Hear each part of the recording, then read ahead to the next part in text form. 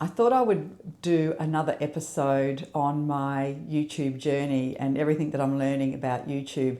I've already put one episode up, you may or may not have seen it, and it was just basically going into what I'm going to do with YouTube, the fact that I have never done this before, it's very new to me, and just to see what happens on my journey and just share that with you.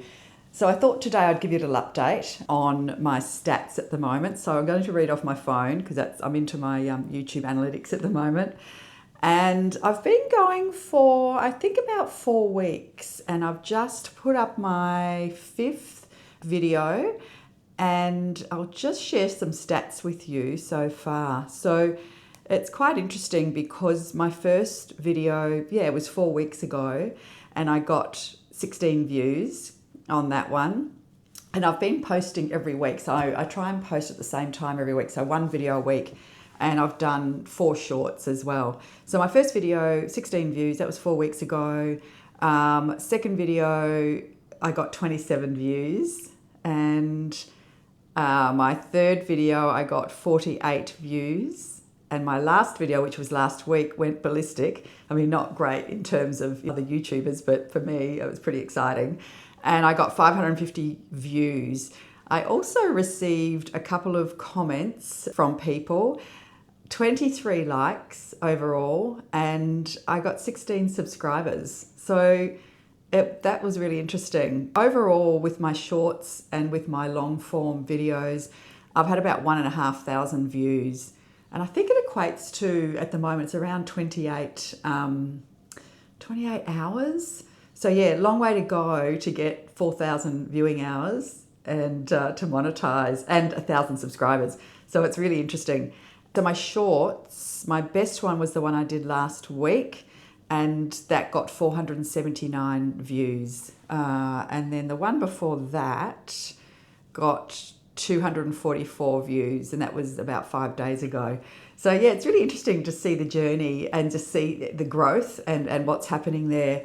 I use CapCut for my editing of my videos. My videos are pretty organic and pretty basic. I don't sort of zoom in and out, and I don't cut to other things. I haven't really got that far with it yet, so I've just got to take the time to sort of learn how to do that and just do a couple of little, bits and pieces just to basically tidy them up a bit and make them look a little bit more professional, I guess. And for my thumbnails, I'm using Canva. I'm quite familiar with Canva because I've used Canva in the past with work. You can have Canva and CapCut for free, but I'm on a trial at the moment with Canva for their paid membership. And the reason I'm doing that is because I just like their thumbnails better. I keep getting attracted to the thumbnails that aren't free. So I kind of just thought, I think it's, I don't know, maybe 160 Aussie dollars a year, Australian dollars a year. So my trial for that is up this week. So I probably will basically pay for the membership and go to the priority, the higher level with Canva. With CapCut, I did pay for a membership, and I don't really know why. I think I just did it because I was trying to access something, and I found out that I could access that anyway at the base level, but I'd already paid for it. So that's cool. I think that was around 160 Aussie dollars a year as well. The reason I went with CapCut is because it's supposed to be a lot more user-friendly, and I just wanted to sort of, get on my training wheels with editing in a program that was really user-friendly and easy. So I'm going to master CapCut for now, and then once I've fully mastered that, I might move to DaVinci or something like that. So it's a big learning curve, and I'm also finding that I'm shooting in 4K, and I'm finding that on my laptop, it's very slow to load. So especially the last video I did was about 24 minutes, and that took over an hour to put on my laptop. Oh, not so much on my laptop, but to upload to CapCut to be able to YouTube once I'd edited it and finalized all of that, and then I wanted to upload it to YouTube. That took over an hour. So I think because shooting in 4K, it's just my laptop just doesn't have, it's not powerful enough to cope with that. But that's okay. I just go off and do things and wait for that to upload and then get on with it.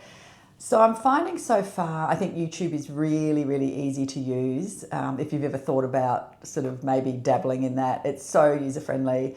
It's very, very easy. Everything's there for you. Your analytics don't come up until I think you sort of start to bubble away a little bit, because I know that my analytics only started showing last week when I got all the views on my last video, and then all of a sudden my analytics popped up, and it's quite interesting because I'm in the age group where I'm targeting, which is great. So YouTube has picked up on that. And even though I'm in Australia, basically all of my audience is from the States and Canada, but mainly the States. I've really got no one in Australia at this stage. So I find that really interesting as well. And what else? Mainly female. There's a small percentage of male, but mainly female. And I'm finding that not everyone is watching all the way through my videos. So not sure. I guess over time, as I find my feet more, I will just sort of polish things up a little bit, maybe do more sort of compelling storylines. I don't know. I think it's just experience and getting comfortable in front of a camera.